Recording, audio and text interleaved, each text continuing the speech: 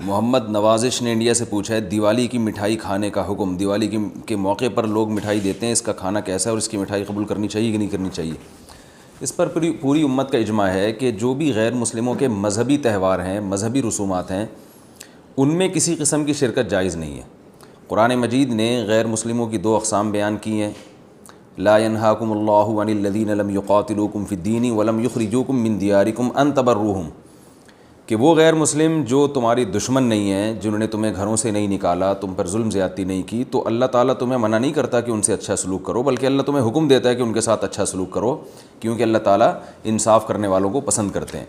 خود رسول اللہ صلی اللہ علیہ وسلم کی سیرت میں آپ صلی اللہ علیہ وسلم نے یہودیوں کی، جو آپ کے یہودی پڑوسی تھے، ان کی عیادت بھی کی ہے، اور آپ صلی اللہ علیہ وسلم کی جو زوجہ حضرت صفیہ، ان کے رشتہ دار یہودی تھے، وہ ان کو ہدایہ تحفے بھیجا کرتی تھیں۔ تو غیر مسلم جس سے جنگ نہ ہو اس کے بارے میں اچھا سلوک کا حکم ہے، اس کو ہدایہ دینا، اس کو تحفے دینا، اس پہ صدقہ کرنا بھی جائز ہے۔ لیکن اس کی ایک باؤنڈری ہے، وہ یہ ہے کہ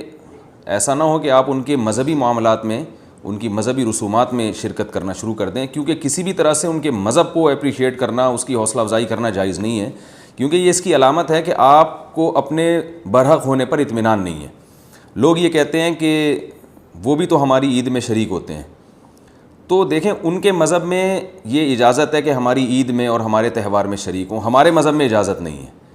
تو ہم تو اپنے مذہب کو فالو کریں گے۔ ہمارے مذہب میں کرسمس ہے یا جو بھی ان کے مذہبی تہوار ہیں، ان میں کسی بھی قسم کی شرکت کی ہمیں شریعت میں اجازت نہیں دی ہے۔ ہاں، قرآن میں اللہ نے دوسرے مقام پہ فرمایا کہ اس کی گنجائش دی ہے کہ الا ان تتقوا منہم تقاہ، کوئی خطرہ ہو، اندیشہ ہو، آپ ایسی جگہ پہ رہتے ہیں جہاں غیر مسلموں کا غلبہ ہے،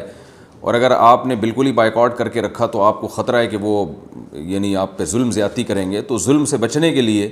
یا زیادتی سے بچنے کے لیے جس حد تک یعنی آپ ان کے ساتھ رہ سکتے ہیں یا گنجائش ہے اس میں، جس حد تک آپ ان کے ساتھ جو ہے وہ جوڑ پیدا کر سکتے ہیں تو کریں، لیکن بلا وجہ بڑھ چڑھ کے ان رسومات میں حصہ لینے کی شریعت میں بالکل اجازت نہیں ہے۔ وجہ اس کی یہ کہ اگر آپ ان کے مذہبی تہواروں میں شرکت کریں گے اور تو یہ منافقت ہے، کیونکہ اسلام ایک طرف یہ دعویٰ کرتا ہے وَمَن يَبْتَغِي غَيْرَ الْإِسْلَامِ دِينًا فَلَن يُقْبَلَ مِنْهُ، اسلام کو اپنے برحق ہونے پر اتنا اطمینان ہے کہ وہ یہ کہتا ہے کہ دین برحق ان الدین عند اللہ الاسلام، دین برحق صرف اور صرف اسلام ہے۔ تو جب صرف اسلام ہے تو اسلام کے علاوہ سب باطل ہیں، جب باطل ہیں تو اسلام پھر ان کو اپریشیٹ کرنے کی کسی صورت میں اجازت نہیں دے سکتا۔ یہ ایسا ہی ہے جیسے